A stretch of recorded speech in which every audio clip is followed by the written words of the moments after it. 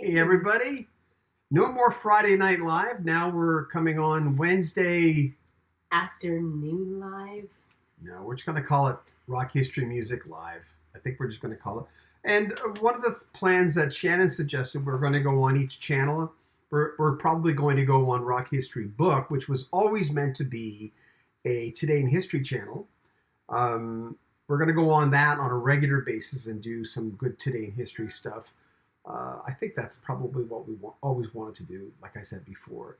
And I'll probably move that. We're rearranging stuff in our little studio here. So you've got your thing. I'm good to go. She's got her Apple Pad. What is it? iPad. And I got my mouse. And I've got my coffee. I forgot to get a coffee. I was going to get a cold. What I do in the morning before we get going, what we usually do is we both have coffee in the morning. You have your regular. We have an espresso machine, so we do that. I have espresso on the Nespresso. That's really confusing. And then after that, when I'm starting to fall asleep, I'll have a nice cold brew, and it wakes me up a little bit because I got into the habit of taking naps. Not a good idea. I don't get a lot. I was doing Steve Rosen today. Steve released a book on called Tone Master, which is about Eddie Van Halen. Not only about him, but it's also his relationship with Eddie Van Halen. They were very close friends. And I was just editing that today. When Steve is quoting someone, he'll be literal. If they say a swear word, which we don't do on YouTube because you can get demonetized, what we do is we'll have an original version because someday someone's going to buy my interview, so I don't want to beep out anything in case they don't mind having swear words in. So I'll have to do two versions of every clip that has swear words in, one censored, one uncensored. So Steve's quoting Ronnie Montrose, who took his own life a few years ago. He's quoting Eddie. He's quoting a lot of other people, and when he's quoting them, if they swear, he swears. Not Eddie as much, but Ronnie for sure. And that's a whole story. So we're going to give that to you probably starting tomorrow. Speaking of things coming up, Tone Master is the book. It's out before Christmas. You can go to look at Steve's website. It's just Steve Rosen, Rosen. And he has interviewed everybody. It's crazy how many people he's talked to. So I'm editing that right now. Following that, and I've been showing this book for the last little while, a book on the Grateful Dead and their special specific shows. It's a really, really, I really enjoyed this. Ray Robertson. So that's coming up next. I've got, and I'm going to have to go through this. Lori Kay, who wrote Confessions of a Rock and Roll Name Dropper. She's the last person to ever interview John Lennon. She interviewed John 4 hours before he was killed. It's insane. Actually met the man who killed, I know his name, we all know his name, but I think Lori prefers that we don't say his name. She's never said his name. So we know who it is. She actually met him outside the Dakota on December 8th, which is coming up. We'll be releasing that interview at that time. So, and look, I got all my notes of stuff that I want to talk about. So, I like this new time because our daughter's not here. And so we're just kind of chilling. It's a nice afternoon. We're looking out onto the front of our driveway because the bedroom's in the front of the house. This is the bedroom. But it's just nice to be able to connect. And Ronnie chimed in and said, "Good afternoon, hi." Hey, Ronnie, thanks for coming on. That you'll get used to this new time. Yeah, and the listeners will continue to build, and even the ones it was nice that were here last week, they were like, "Hey, it's so nice to be able to take part of being watching this live, whereas usually we can't on Fridays." So, we were missing. Sorry to interrupt you, but we were missing a lot of because Danica's autistic. For the people who are just joining on and don't know our story, we have a 25-year-old autistic child, adult. She acts like a child. And some days she's not having a good day. She's in her day program now, which is 1 p.m., a little after 1 p.m. our time, Mountain Time. So she's not back for another 2 hours. So if anything would happen that we go on for 2 hours, which we don't, we like to not wear out our welcome. We're here for an hour. We're here uninterrupted. Chase, our 20-year-old son, normal functioning son, who looks after Danica with us. He's got a great job at Costco. And he's a great musician, been a drummer for a long time. Used to go viral in the early days when he was doing drum covers, and stopped one day and said, I don't want to be one of the Part of a thousand band kids. now, but of course trying to Yeah. juggle the days off to be able to go out and actually gig. So a little bit of a And disconnect dating, with that right now. dating but takes time too. Lots of stuff going When you're through. 20, remember when you're 20? Oh, yeah, that's a long time ago. Renauer says, hello, John and Shannon. Mark says, P.S. Thanks for all that you do. Thanks, Mark. Thanks. We're going to get to it in a second about, we're going to talk about, outside of Artemis Pyle, who was the drummer for Leonard Skinner when the plane went down. And Artemis was the guy who was trying to help everybody, and then said, not only do I have to help people who are trying to survive this plane crash, this Leonard Skinner plane crash, I have to go get help. So he went off and he went to a farmer's field. Farmer looks at him, and you might know this story, it's a famous story, and sees this scruffy rock and roller, and he's covered in blood, and he's going, like, what is this, a zombie movie? Artemis is saying, don't shoot me. The guy shoots him in the arm. And finally he realizes Artemis needs help. So Artemis is coming up in January, I think, unless his publicist today meant December 8th or whatever. I'm not sure, so I'll have to. But we have an interview with Artemis Pyle. So we've been, thanks to Henry Paul of the Outlaws. Henry's been working on this for us, and Artemis opens for the Outlaws with Henry Paul sometimes, so he put in a good word for us. I've always wanted to talk to Artemis Pyle. Being a drummer, I've always been interested. We're wearing black today. We've got Carl S. Afternoon. Hi from Los Angeles. Hey, Melody R. Hey, guys. Hey, Melody. Nice to have you here. Saskatchewan. Record Hound. Hey, Record Hound. Good after morning, John and Shannon and Chase. Pleasant surprise. Heather Durant says hello. So it's nice to see so many friends that have been joining us on our Friday Night Live kind of, chime in and peer. Well, last week we didn't announce it, right? We just kind of went on. And it got 100 less views than we usually get when we don't have a topic. We always know if we have a juicy topic, we get new people. But I've been doing this all morning. Shannon says, we're going on live today. I went, oh, no, don't ruin my chi. I'm one of those guys that if I'm head first into an interview, I'm trying to do one a day. That's why you're seeing a lot more videos on our channel. As we get closer to the new year, to Christmas, the new year, you'll start seeing 3-4 interviews a day because we have to get through them. And that's a lot to ask for an audience. I mean, our Patreon users are loving it because they're getting a lot of exclusive content on there. If you want to join our Patreon, it's in the description. So they're getting a lot of good stuff, but we're always leery of going, we don't want to throw all this stuff to our audience. We don't have time to watch all this. We have to get through it. We have a lot of new interviews coming up in the new year. So there you go. Anybody else who wants to? Melody R says Artemis is an interesting character. He really is.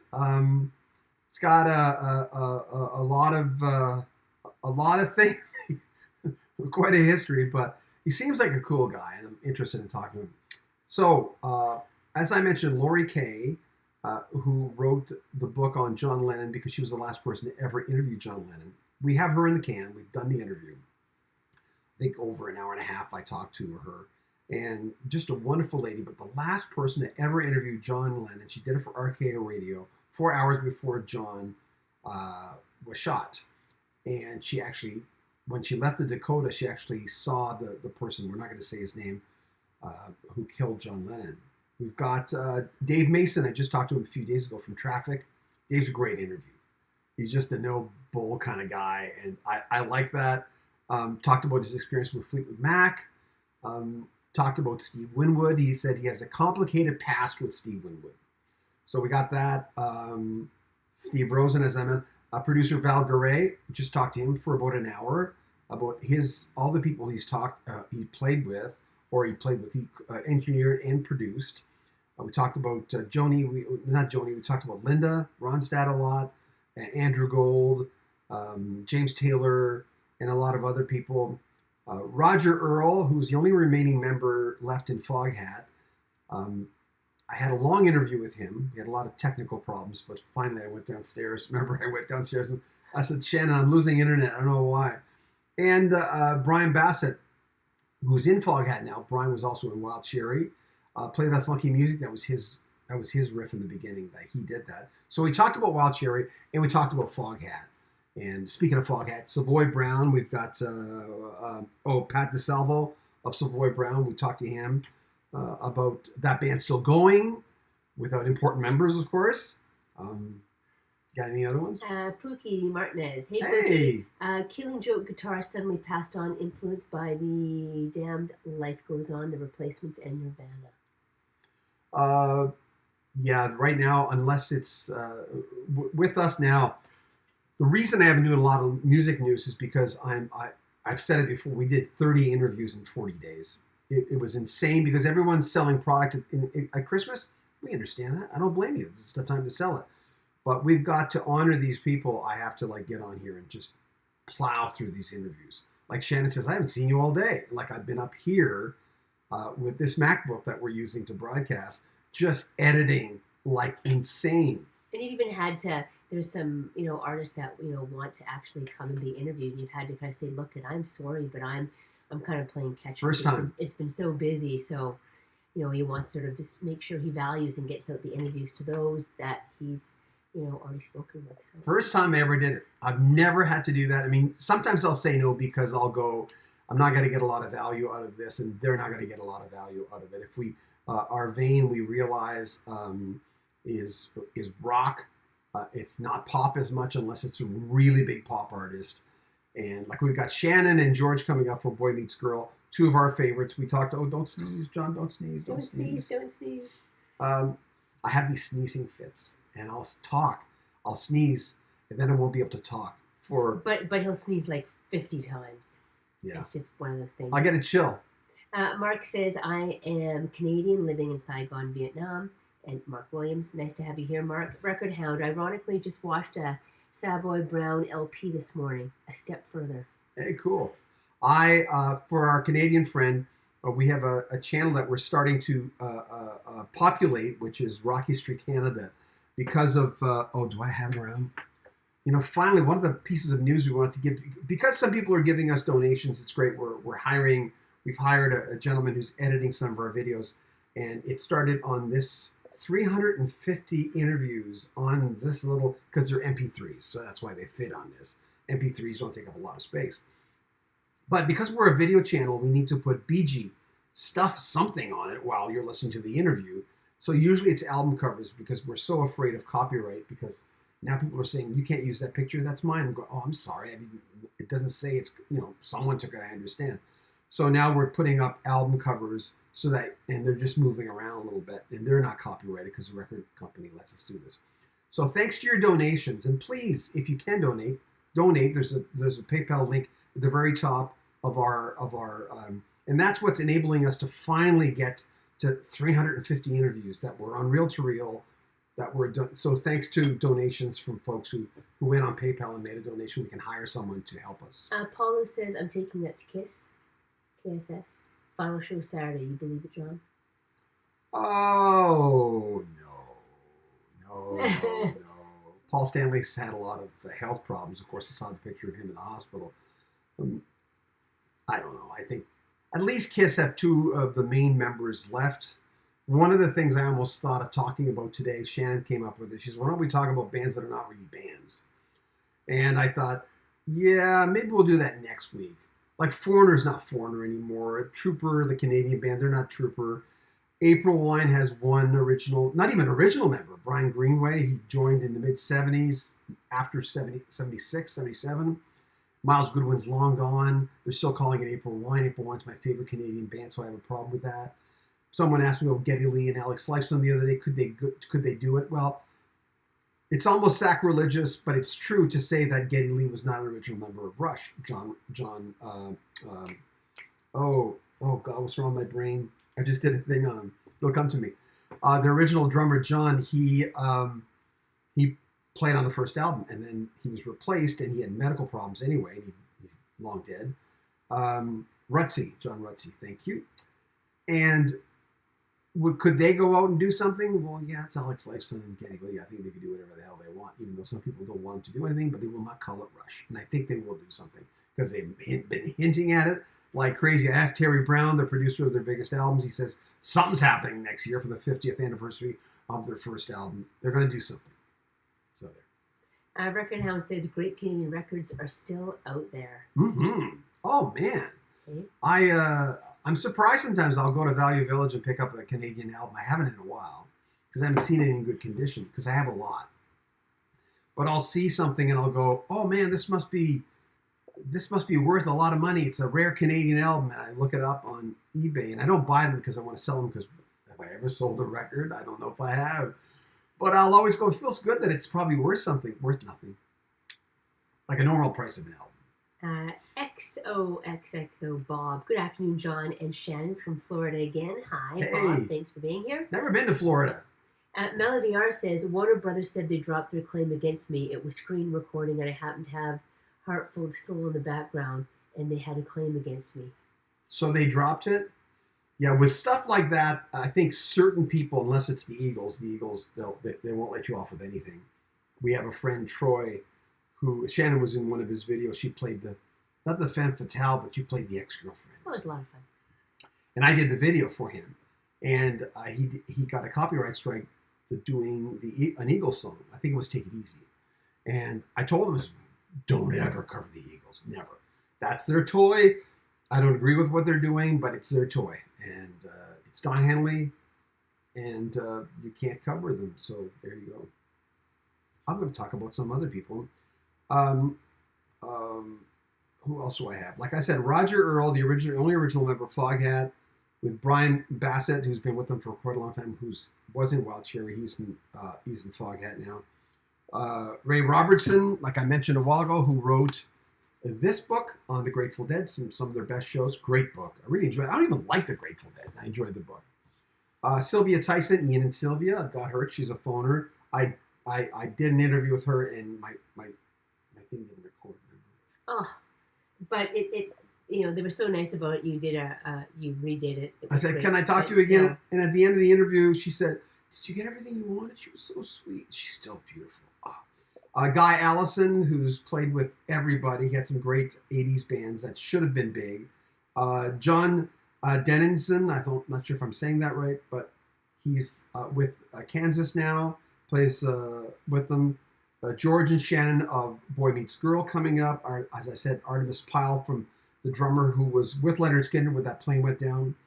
Mike Lindup of Level 42 is coming up. Pat DeSalvo of Silverboy Brown. It's just, and I have to mention again Laurie Kay, who wrote the Confessions of a Rock and Roll Name Dropper, who was the last person to interview John Lennon. She's going to be on here. We've already done the interview, but we're presenting it on December 8th, which is the day that we lost John Lennon. So there you go. Paulo says, I really like Creed. Do you think they will survive the whole 2024 tour? Oh, there's so much drama in that band. I don't know. There's a band with a very distinctive, well, I mean, a lot of people had that sound, but yeah, because of Scott's vocals, he just had a distinctive way of singing. Bob says, Florida has so many Canadian tourists, we might as well be another province.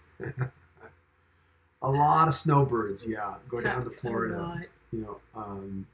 Yeah, it's an interesting state. I'd like to go visit. I don't know if we'll ever get there. I've done a lot of the western, so has Shannon, a lot of the western states, even before we met each other. You went down to Mexico. You were in California a lot. When our second, maybe third road trip, we went to California. Shannon was pregnant. And I was. Pookie says, John, if Grand Funk got into Rock and Roll Hall of Shame, you think they would play live? Well, I asked Mark Farner, as you know, I've interviewed Mark 5 or 6 times. Each time he says, well, of course it'd be nuts for us not to. So Mark's game. I've never interviewed Mel, but Mr. Brewer had told me, their drummer, he said, I think he told me he would. It's been a long time, though, since I've talked to him. We've only talked to him once. Mark says Paul McCartney apparently has spoken to Geddy Lee and Alec Lifeson and about doing something. The two of them into touring again. Yeah, he wants them to continue, and I don't see a reason for them not to. If some fans don't like it, I mean, that's okay. It's the old adage: if you don't want to go, and if you're not interested, and you can't bring Neil Peart back, I mean, that's it. Record Hound says if Getty and Alex could get Marco Miniman, Oh, only maybe, Miniman, yeah. only maybe they could go out against Bush. Mike Portnoy is the name that most people had mentioned when we talked about it. So I'm just easily he was the name that came up the most. Yeah. So there you go. And then there was so what else do you have lined up? Be very, very quiet. Okay. I just realized when I got on, going, when I edit videos, I get wally-eyed. I just get like, and it's nothing to do with Steve Rosen. Steve Rosen's an amazing interview. Steve Rosen used to work for Guitar Magazine. And he is one of those guys that knows how interviews go. Not everyone does. I've talked to some people who are difficult. I'm not going to mention any names. Who are just a little difficult because it should be, I should say, tell me about, I don't do that. As you can tell, I talk too much in my interviews. But I'll say, blah, blah, blah, blah, blah, blah, blah. So tell me about that. And then they take it for 2, 3. Sometimes Andy Kim talked about Rock Me Gently. What was that clip? 12 minutes, 18 minutes? I forget. I just did it like a few days ago. But Andy knows how to do it. Andy's a little long-winded, but it works. You want someone to be long-winded. He says, am I talking too much? I'm going, no. And I told him about recent interviews I did where my guest didn't talk a lot. I'm going, because I'm a radio announcer, have been for 40 years, my thing is to fill up space, even though I forget all the time that I can edit. I can have blank space. But I've been trained, as you can tell, I like to talk. I've been trained dead air's bad. So I was telling Andy, no, Andy, go for it. Oh, this is the long version. Good. Thank you. Give me the long version. And then somebody will say, I'll be doing an interview. She laughs at this. I'll be doing an interview. And the guy says, well, that's for another time. I go, no. It's for this time. No, it's for now. Do you have another interview after me? And usually they'll go, half the time they'll go, no. I'll go, give me the long version, please. I'd rather have more meat than not enough, right? Because I might never talk to that guy again. The guy could die. I mean, I could get hit by a bus. Who knows? So we're always thinking about Chase eventually selling all my interviews, which will be thousands and thousands of. And I said, Chase, that's that'll be part of your inheritance. You can, but one thing he's not allowed to do is sell the unedited interview because there's so much off the record stuff. I'll talk to someone about. Hey, by the way, is it just me or so and so a dick? I won't say that per se, but sometimes I'll go about if someone I've heard. Like the Bill Cosby thing. Remember I used to tell you that? I heard about Bill Cosby years before any of this became public. I'd have people talking to me, they go, yeah, but not like Bill Cosby. I'm going, what? Bill Cosby? What about Bill Cosby? I've never been a big fan. I never watched The Cosby Show in my life. I've never watched Friends from start to finish, any show. But I still respect the guy and how funny he was. And I'd go, what is it? And then off the record, people would say, well, don't you know, blah, blah, blah, blah, blah.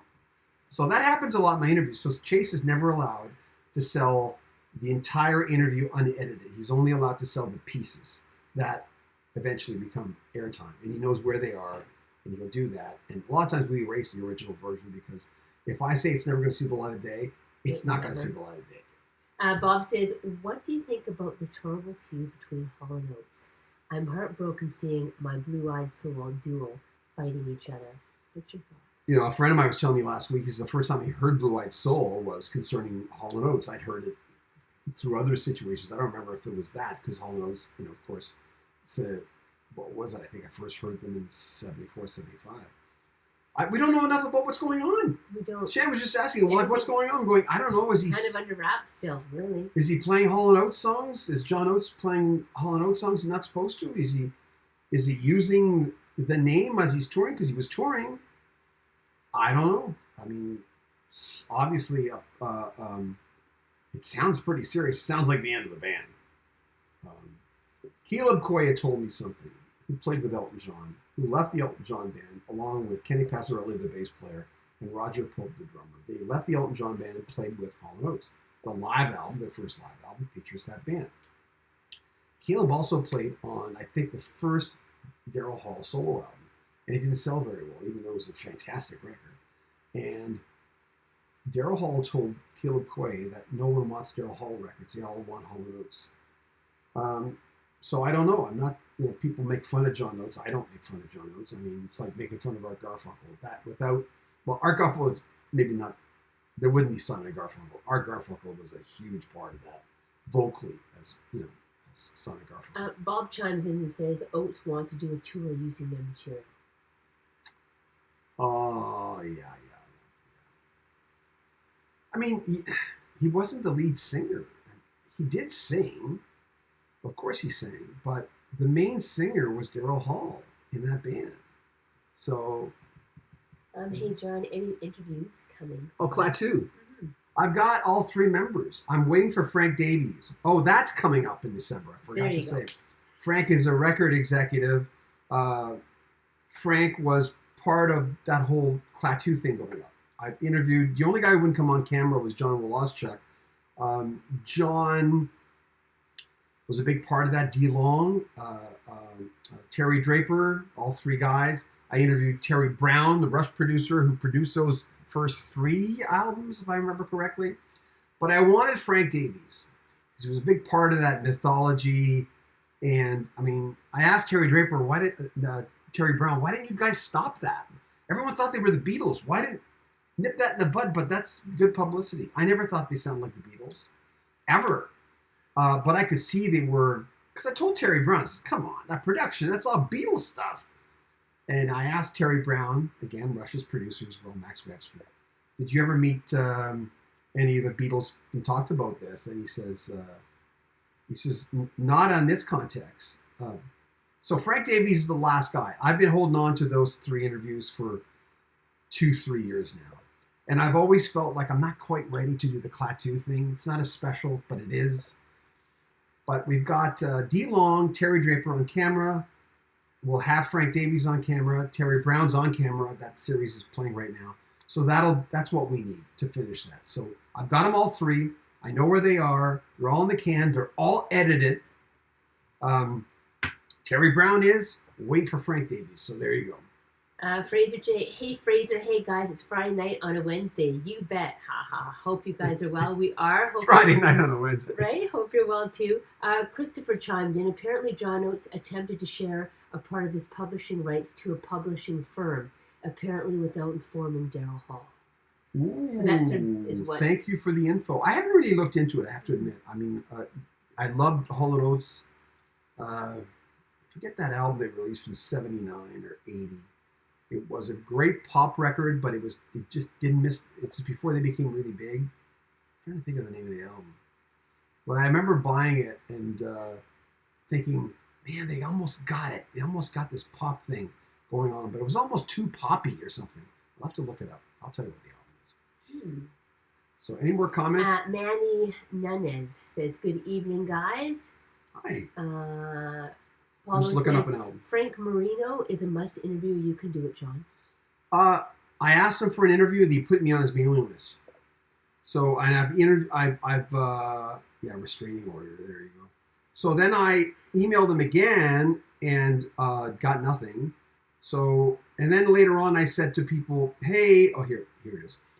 Do you know Frank Marino?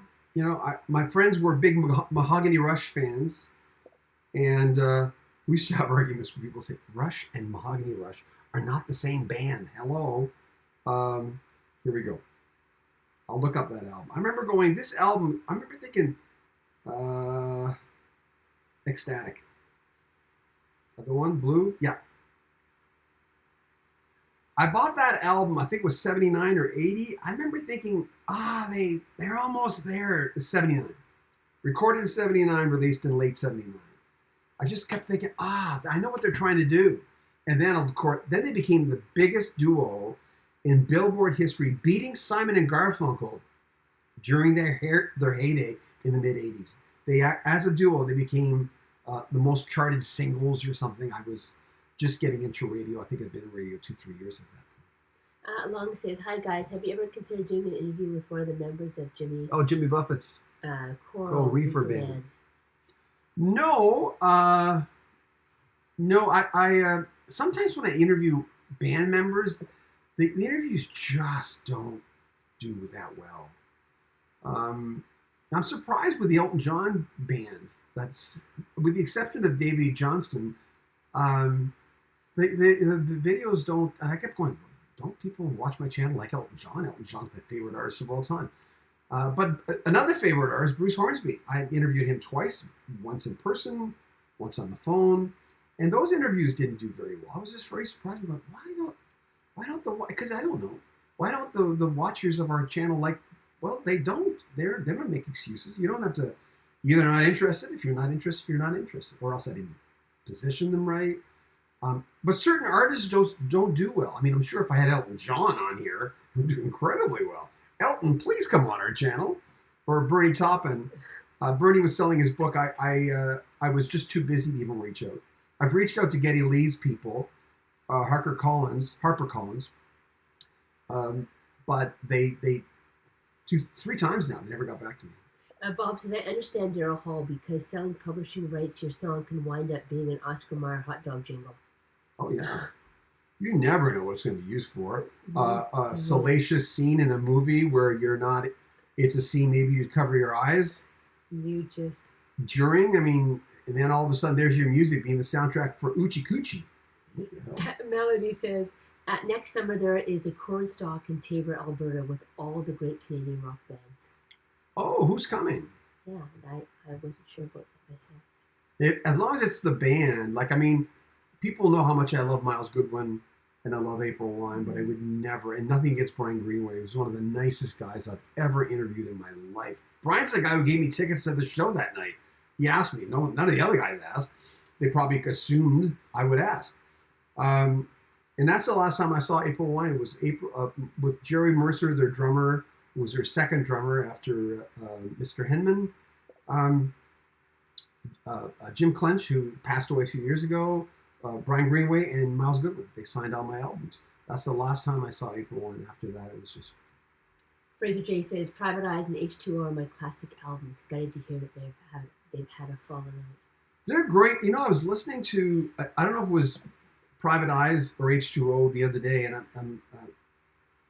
it's like listening to Sports Book by Huey Lewis. I'm going, wow, geez, talking about holding up really well. I listen to a lot of 80s stuff. I've been listening to, for the Canadian fans, Ian Thomas and his 80s albums. I'm going, my God. And he's releasing a new album for anybody who knows who Ian Thomas is. He wrote Hold On for Santana. What's that other song? He wrote a few songs for a few different people that they recorded. The Runner. Record Hound. Terry Brown engineered my all-time fave Canadian heavy rock album, Thunder Mug Strikes. Oh. He works on lots of other albums we know too. He's working with John DeLong right now, the drummer, who's a famous, he always wears his little beanie thing. Just like Neil Peart did. But John's an amazing drummer, and I got to talk to him one of these days. He's played with a lot of different people. But he's got, go ahead, sorry. Sorry, Mark is asking, how do you contact all these great musicians and producers? Most of them contact me. A lot of the times they're doing, you become friends with publicists. I just became friends with the publicist for Collective Soul. Who's the other band? Hootie and the Blowfish are getting back together. I'm trying to think of who's the other big band they put. Styx. They deal with Styx. So I asked for an interview because I've talked to Dennis Young. I said, can I get James Young and Tommy Shaw? And they said, well, in the new year, we could probably make that happen. And Collective Soul is one of my favorite 90s bands. I love Collective Soul a lot. They were actually here. They were just here. We were going to go see them. So hopefully now that we're friends. So the publicists start making friends with you. And if you make good use of the interviews, which we try to, always honor your guests. If they say crap about somebody else, if you don't use it, they're going to tell someone else. And you say, well, you don't want to be the type of person that does that. Hey, man, if it's a going story, we don't stay away from that. We don't look for it, but that's the way it goes. And sometimes that makes publicists happy. Sometimes it doesn't. We have not gotten into any trouble with really anybody. So, yeah, they follow. Plus, we have 126,000 subscribers. That does help. Have you ever done an interview where, after it's gone on, the publicist or even the artist has said, look, would you take that down? Or that wasn't quite the projection or the way that, even though it wasn't off the table for talking about it, but maybe afterwards it wasn't. Has it happened? It has, but I can't tell you who it is. Okay, because they asked me not to. So if someone says, and you know what, uh, Steve Rosen was just talking about a few people he had problems with throughout the years, and it's in his book, so I'm going to ask him, right? And some of the stories, which you'll, I think we're going to start with that tomorrow. You look at it, you're going, wow. And Steve was saying, if someone has a bad day in the middle of the interview, they said, I shouldn't have said that, or I'm tired. Can we do it again some other time? Steve will say, that interview will never see the light of day. That's it. It's finished. I give you my word. But usually they'll say, well, can you not say anything about this?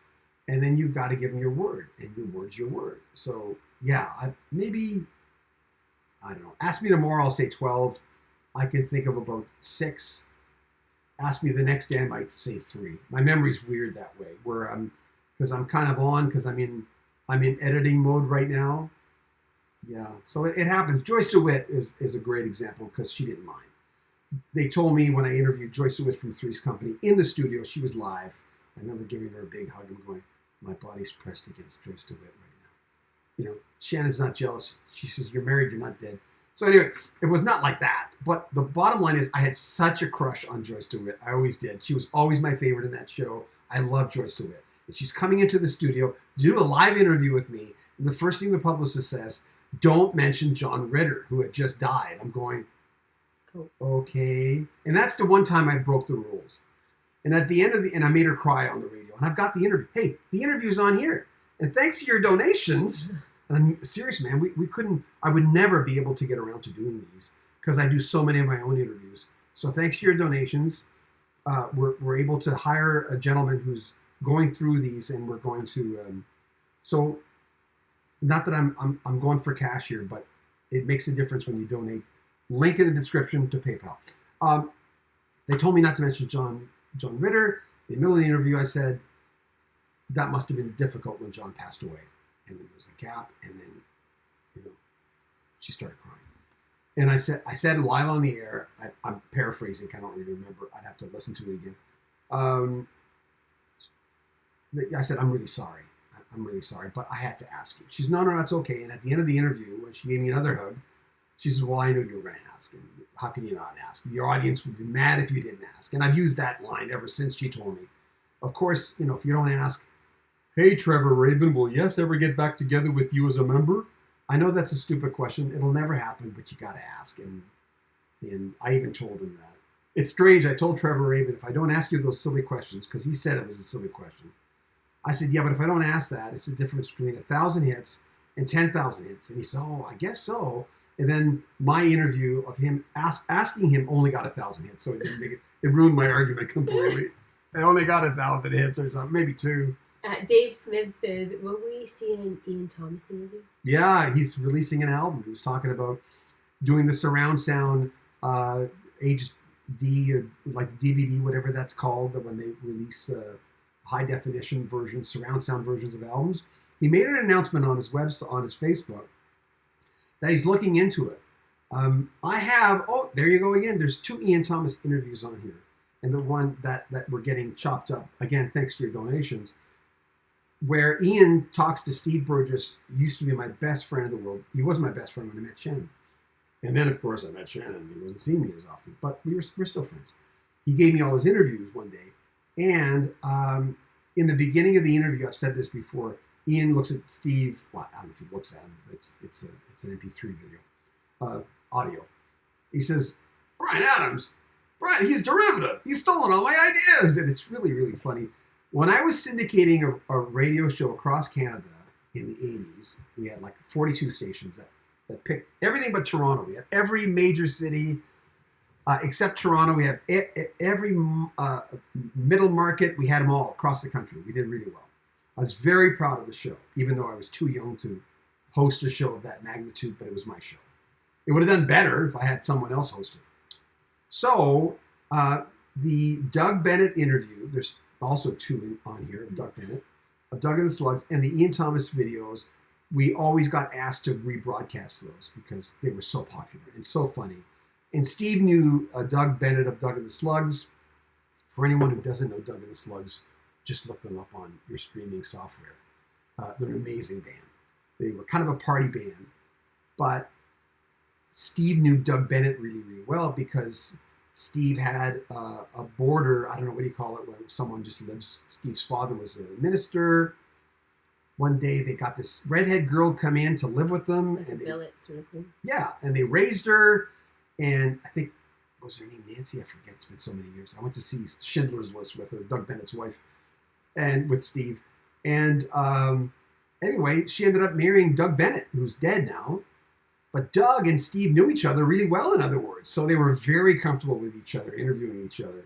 And it became one of our most popular interviews. The Ian Thomas one might be a little more popular. It hasn't seen the light of day since the 80s.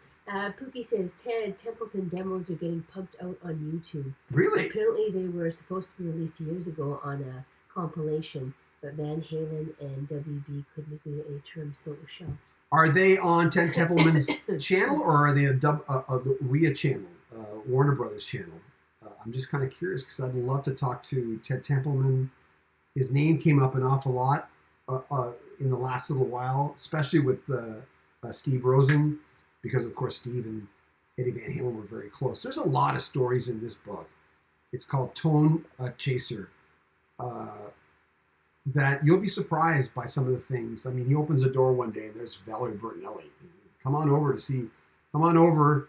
I might not be there. My girlfriend will answer the door and it's Valerie Bertinelli. I'm going, what? I thought we were friends, man. I should know about this. So there you go. How are we doing? Oh, are we good? We're good.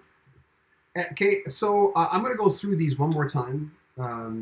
Because I've got so much editing to do. So what I'm going to do now, so you understand my crazy brain, after I'm done with this, Shannon's going to reheat her coffee, because a lot of times I'll open the microwave and there'll be a coffee in the microwave. It just magically appears. Yeah, that's right.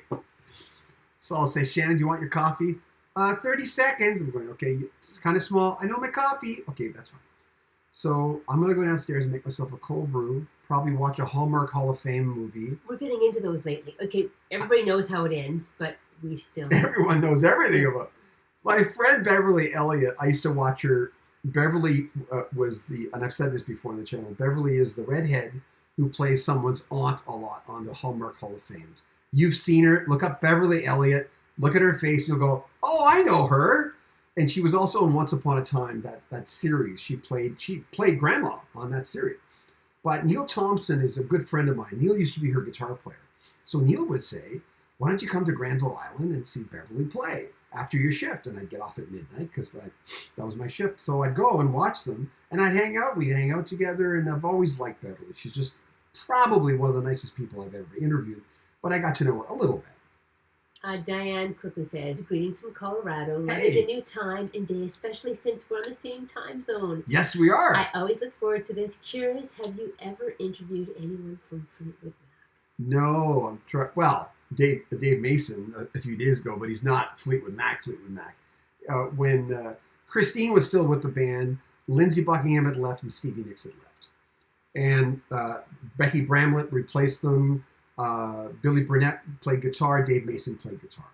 So it was not the Fleetwood Mac. Even Mick Fleetwood in his autobiography said they shouldn't have called that incarnation of that particular band Fleetwood Mac. So why is that all frozen? Because if that's frozen, this will freeze. Oh, we froze. Sorry, guys, if we're frozen. No, that doesn't do anything. You're breaking around my studio. You're breaking my studio apart. What the heck? It should say here we're frozen. I don't know why it's not saying we're frozen. Hold on, guys. I'm going to wait. I'm going to see. This is our way of seeing if we're... Okay, hold on. That's odd. We're really, really frozen. Oh, we moved a little bit. Okay, here we go. I think we're back. We're back. Okay. Okay, so we froze for a second there. So I think Dave Mason's the only person, and he was only in Fleetwood Mac for a short time. He only played on one album. Dave Mason, of course, from Traffic, and his solo album, Let It Flow, We Just Disagree. What a great period of time that was for him. He played with Michael Jackson one day. He was recording an album. The Jacksons were recording across the way. This is, I think, the before Off the Wall, if my memory is correct. And Mike, he needed a high voice. Dave goes over. He says, "Hey, Michael, do you want to sing on my record?" And he did. So Dave told me about that story. So I think I always had to think about certain bands. No, that'd be it.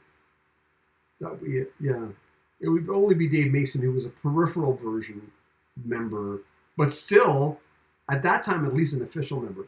I've reached out to Lindsey Buckingham, Stevie Nicks. I've not really ever tried. Christine McVie, I tried when her first solo album came out. I'm trying to think if she's on here. I don't think so. But that wouldn't be me. It would have been my friend Steve Burgess who gave me his interview. So no. But anyway, quickly before we leave, Artemis Pyle is coming up. I haven't done it yet. The drummer for Leonard Skinner, during the plane crash, he of course survived. He's coming up, I think, in January, unless I got the numbers wrong from his publicist. Lori Kay on December 8th, we've already done it. She's the last person to ever interview John Lennon. She interviewed him 4 hours before, for RKO, 4 hours before he was assassinated. As mentioned, Dave Mason's coming up from Traffic and Fleetwood Mac. Steve Rosen, Tone Chaser, is the new book on his friendship and professional relationship with Eddie Van Halen. It's good.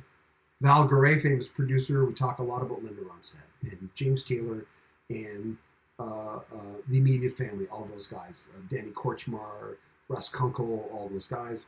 Roger Earl's coming up. These are all people we've done. They're already in the can. The last original member of Foghat, we also talked to Brian Bassett, who used to be in Wild Cherry, played the funky music, that riff, he invented that. He's now in Foghat. Ray Robertson, who wrote this wonderful book.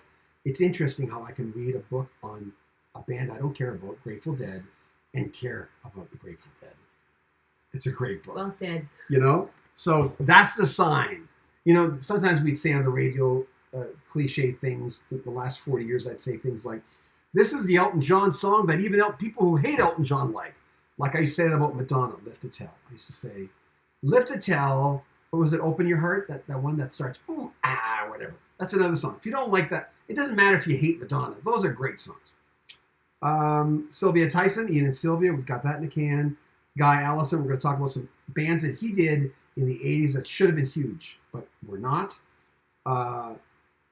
John Dennison of Kansas, George and Shannon, they're divorced now, but they still play together, of Boy Meets Girl, Waiting for a Star to Fall, Mike Lindup of Level 42, Pat DeSalvo of Savoy Brown, and there's a few more in there.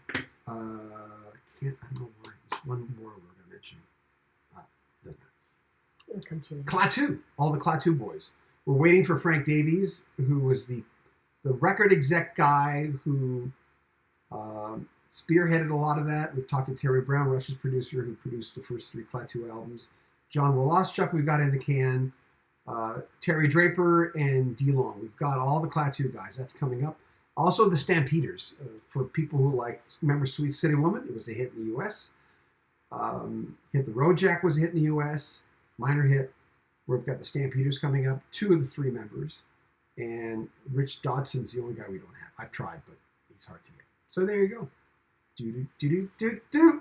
Well, thank you. That's a lot of interviews. That was a crazy amount of interviews we've done. It's just, and they're coming up. And of course, there'll be some big ones in the new year. We're going to be talking, hopefully, to Tommy Shaw and of Styx, James Young of Styx, some of the boys from Collective Soul, Loverboy again, hopefully Paul Dean this time, as well as what's the guy's name? You went to your high school? Mike Reno. Mike Ronoski. And a few other ones we've got coming up in the new year. So I'm looking forward to that. I think that's good. I think we did our time. I'm so wally-eyed today. So if I rambled on, I'm sorry. I'm in editing mode. I'm just loving this new time. Me too. Because it's like we don't have to. There's so much happening around. Like it's a little more relaxing. We love our daughter, but she does unfortunately need a lot of care. She's autistic, 25 years old. She's in her day program right now. But doing a thing where we're thinking, is she going to have a seizure? You know, because she has 2-3 a month. We have to really take good care of her. Oh yeah, Artemis Pyle from Leonard Skinner. We've got him coming up. in the new year as well. So looking forward to it. Like, it's going to be fun. So enjoy the rest of your day, and we'll see you next week. If you have ideas on topics, like I said, Shannon said, let's get back to doing a Today in History on Rock History Book, our sister channel. And that's something we'll probably do in the new year for sure, almost every day or every second day. We'll just get on there, and we've got our little, again, donations. I got to be careful. My hair. Yeah, that's your other. Look at, we've got a switcher. We bought a switcher. This was bought from your donations because we have a thing on our channel where you can make a donation from PayPal. So PayPal money bought that. So thank you for the folks who did it. Anyway, thanks everybody. Take good care. Thanks for joining us. We appreciate it. And we're going to have like if you have ideas for topics for this particular Wednesday thing, just put it in the description, comments, and we'll go with it.